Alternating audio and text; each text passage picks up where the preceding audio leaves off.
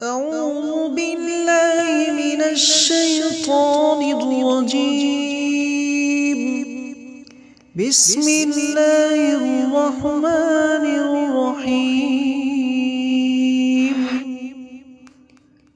يخادعون الله والذين آمنوا يخادعون الله والذين آمنوا ইউখা খয়ের উপরে খাড়া জবর একালি পরিমাণ টান সহ পড়তে হবে। ও সাকিনের ডান দিকে পেশ ও মাদ্দা একালি পরিমাণ টান সহ পড়তে হবে। আল্লাহ আল্লাহ শব্দের আগে জবর এসেছে নুনের উপরে, এজন্য আল্লাহ আল্লাহ শব্দের লামকে ল করে পড়তে হবে প্লাস খাড়া জবর হওয়ার কারণে একালি পরিমাণ টান সহ পড়তে হবে। ওয়াল্লাযীনা ইয়া সাকিনের ডান দিকে জের ইয়া মাদ্দা একালি পরিমাণ টান সহ পড়তে হবে। আ খাড়া জবর আলিফ মাদ্দা সমান একালি পরিমাণ টান দিয়ে পড়তে হবে। নু ও সাকিনের ডান দিকে পেশ ও মাদ্দা একালি পরিমাণ টান দিয়ে পড়তে হবে। ইউখাদিউনা আল্লাহ ওয়াল্লাযীনা আমানু ওয়া মা ইয়াখদাউনা ইল্লা আনফুসাহুম ওয়া মা ইয়াশউরুন ওয়া মা ইয়াখদাউনা ইল্লা أنفسهم وما يشعرون ওয়ামা মা আলিফ মাদ্দা আলিফের ডান দিকে জবর এসেছে একালি পরিমাণ টান সহ পড়তে হবে। ইয়াখদাউনা ও সাকিনের ডান দিকে পেশ ও মাদ্দা একালি পরিমাণ টান দিয়ে পড়তে হবে। ইল্লা আনফুসাহুম ইল্লা মাদ্দে মুনফাসিল রুফি মাদ্দার পরে হামজা অন্য শব্দের প্রথমে এসেছে মাদ্দে মুনফাসিল হবে 4 আলিফ পরিমাণ টান সহ পড়তে হবে, অর্থাৎ ইল্লা লা 4 আলিফ পরিমাণ এখানে টান দিয়ে পড়তে হবে। আনফুসাহুম নুন সাকিনের পরে ফা এসেছে, এজন্য এখানে ইখফায়ের কায়দা একালি পরিমাণ গুণনা সহ পড়তে হবে। আনফুসাহুম হুম মিম সাকিনের পরে ওয়াও এসেছে, ইজহারে সাফাবি হবে, ইজহারে সাফাবি বলা হয় মিম সাকিনের পরে বা আর মিম ছাড়া অন্য কোনো অক্ষর আসলে সেক্ষেত্রে ইজহারে সাফাবি বলা হয়, আর বিনা গুণনাই তাড়াতাড়ি করতে হবে। ইয়াশউরুন রু মধ্যে আলিফ ওয়াকফি, এখানে 1 থেকে 3 আলিফ পরিমাণ টান সহ পড়তে হবে। وما يخدعون إلا أنفسهم وما يشعرون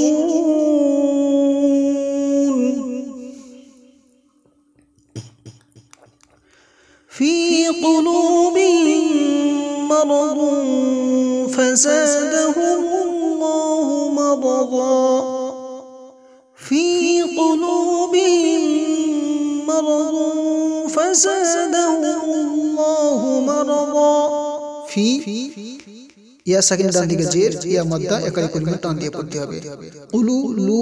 ওয়াও মাদ্দা ও সাকিনের ডান দিকে পেশ ও মাদ্দা একালি পরিমাণ টান দিয়ে পড়তে হবে। বিহিম মারাদু মিম সাকিনের পরে মিম এসেছে ইদগামে শাফাবি, মিম সাকিনের পরে মিম আসলে ইদগামে শাফাবি বলা হয়, সেক্ষেত্রে একালি পরিমাণ গুণনা সহ পড়তে হবে। মারাদুন দুফা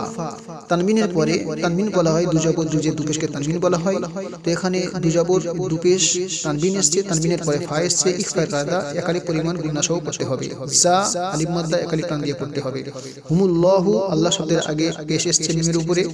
এজন্য আল্লাহর লামকে ল করে পড়তে হবে প্লাস লামের উপরে খাড়া জবর হওয়ার কারণে একালি পরিমাণ টান সহ পড়তে হবে। মারাদা এখানে দাঁড়ানোর ক্ষেত্রে দোয়াদের উপরে যে দুজবর এসেছে দুজবরের এক জবর বাদ দিয়ে আলিফ মাদ্দা করে একালি পরিমাণ টান সহ পড়তে হবে। في قلوبهم مرض فزادهم الله مرضا ولهم عذاب أليم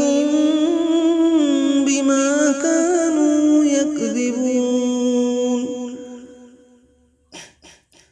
ولهم عذاب أليم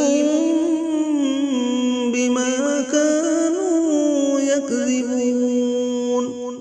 ওয়ালা হুম মিম সাকিনের পরে আইন এসছে ইজহারে স্বাভাবিক বিনা গুন্নায় তাড়াতাড়ি পড়তে হবে আযা যা আলিফ মাদ্দা আলিফের ডান দিকে জবর এসে আলিফ মাদ্দা একালি পরিমাণ টান সহ পড়তে হবে হুন আলিম তানবিনের পরে আলিফ এসছে আলিমুনের শুরুতে যে আলিফ এসছে তানবিনের পরে তানবিন বলা হয় দু জবর দু জের দুপুষকে তানবিন বলা হয় তানবিনের পরে আলিফ এসছে অর্থাৎ হামজা বা আলিফ একই ধর্তব্য হয় তো এখানে ইজহারে হালকির কায়দা এখানে বিনা গুন্নায় পড়তে হবে অর্থাৎ বুন এখানে গুন্না হবে না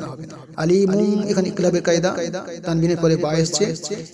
সেই জন্য তানবিনকে মিমের দ্বারা পরিবর্তন করে একালি পরিমাণ গুন্না করে পড়তে হবে আলিমুন এমন করে পড়তে হবে মা আলিফ মাদ্দা আলিফের ডান দিকে জবর এসছে আলিফ মাদ্দা হবে একালি পরিমাণ টান সহ পড়তে হবে কা আলিফ মাদ্দা একালি পরিমাণ টান সহ পড়তে হবে নু ওয়াও মাদ্দা একালি টান দিয়ে পড়তে হবে ইয়াকজিবুন বুন এটা মাদ্দে আরিজ অফি বলা হয় মাদ্দে আরিজ অফি বলা হয় যে হরফে মাদ্দার পরে থামতে হবে এখানে নুনের উপরে জবর এসছে ইয়াকজিবুন নুনের উপরে জবর তো এখানে যদি দাঁড়াতে চাই তো সেক্ষেত্রে ওই জবরটা হটে গিয়ে নুন সাকিন হয়ে যাবে তো এই ক্ষেত্রে এক থেকে তিন আলিফ পরিমাণ টান দিয়ে পড়া যেতে পারে ইয়াকজিবুন ওয়ালাহুম আযাবুন আলীমুম বিমা কানু ইয়াকযিবুন وإذا قيل لهم لا تفسدوا في الأرض وإذا قيل لهم لا تفسدوا في الأرض قالوا إنما نحن مصلحون قالوا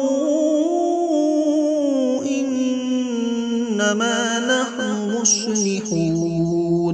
وإذا জালিম মাদ্দা একালি টান দিয়ে পড়তে হবে কি ইয়া মাদ্দা ইয়া সাকিন ডান দিকে জের ইয়া মাদ্দা একালি পরিমাণ টান সহ পড়তে হবে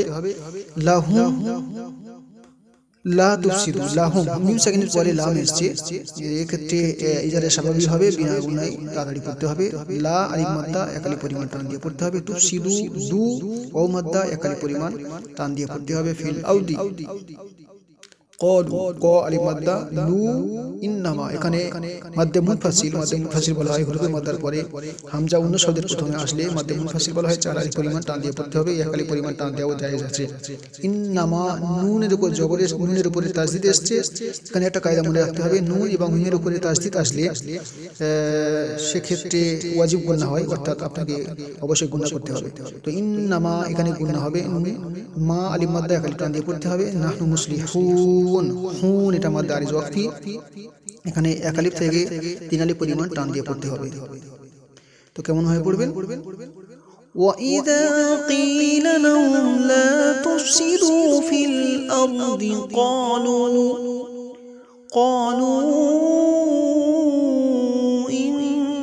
إِنَّمَا نَحْنُ مُصْلِحُونَ